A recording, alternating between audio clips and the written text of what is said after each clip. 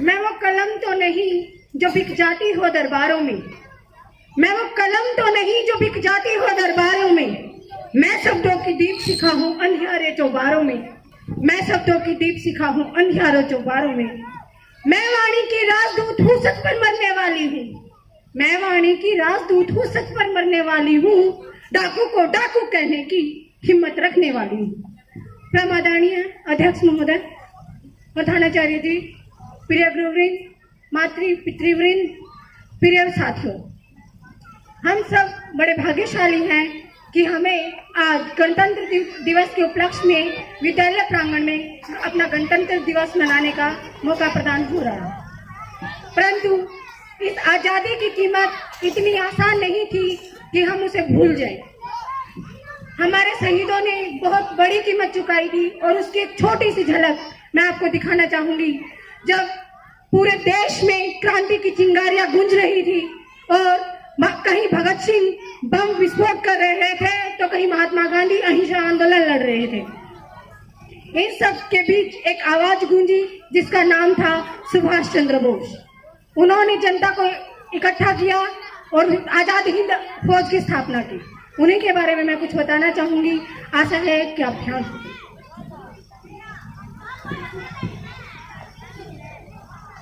वह खून कहो किस मतलब का, वो खून कहो किस मतलब का जिसमें उबाल का नाम नहीं, वो खून कहो किस मतलब का आ सके देश के काम नहीं, वो खून कहो किस मतलब का जिसमें जीवन न रवानी है, जो परवश होकर बहता है, जो परवश होकर बहता है, वो खून नहीं वो पानी है, वो खून नहीं वो पानी है। उस दिन लोगों ने सही सही खून की कीमत पहचानी जब सुभाष चंद्र वर्मा जी ने मांगी उनसे कुर्बानी।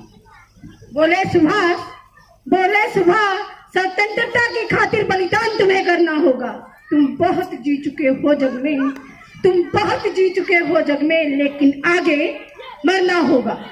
लेकिन अब वो उन्हें एक आजाद भारत का सपना दिखाते हैं और कहते हैं कि आजादी के चरणों में जो जयमाला चढ़ाई जाएगी वो सुनो तुम्हारे शीश के फूलों से गूंथी जाएगी, वो सुनो तुम्हारे शीश के फूलों से गूंथी जाएगी।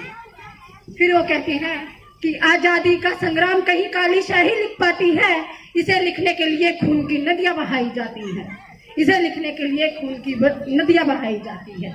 आजादी का संग्राम कहीं काले पन्ने लिखा जाता है, इसे लिखने के लिए खून की नदियां बहाई जाती है। यूं कहते कहते वक्ता की आंखों में खून उतर आया, मुख रक्तवर्ण हो गया, दमक उठी रक्तिम काया। आजानू बाहें ऊंची करके ये बोले, रक्त तुम मुझे देना, रक्त तुम मुझे देना, इसके बदले भारत की आजादी तुम मुझसे लेना। हो गई सभा में उथल पुथल, हो गई सभा में उथल पुथल, सीने में दिल न समाते थे, स्वर इनकलाब के नारे के कोसों तक छाए जाते थे, स्वर इनकलाब के नारे के कोसों तक छाए जाते थे। हम देंगे खून, शब्द बस यही सुनाई देते थे, रण में जाने को युवक खड़े तैयार दिखाई देते थे। परंतु सुभाष चंद्र बोस जी ने उनकी बात का जवाब दिया। बोले सुभाष इस तरह नहीं बातों से मतलब सरता है, लो यह कागज है, कौन यहाँ हस्ताक्षर करता है। ऐसा क्या कागज था वो कि जिसपे सुभाष चंद्र बोस जी ने उनको हस्ताक्षर करने के लिए कहा। तो सब पत्र के बारे में बताते हुए कहते हैं कि लो यह कागज है, कौन यहाँ हस्ताक्षर करता है, इसको भरने वाले जन को सर्वस्व समर्पण करना है, अपना तन मन धन जन जीवन माता को अर्पण करना है, माता को अर्पण करना है।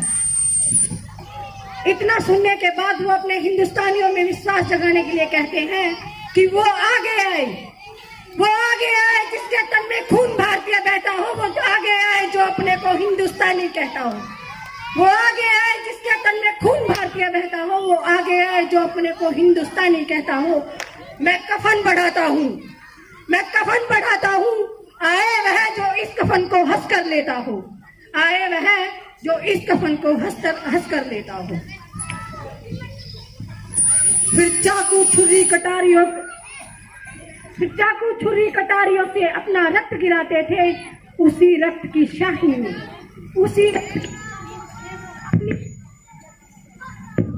उसी रक्त की शाही में वो अपनी कलम डुबाते थे, आजादी के परवाने पर हस्ताक्षर करते जाते थे, करते जाते थे, करते जाते थे।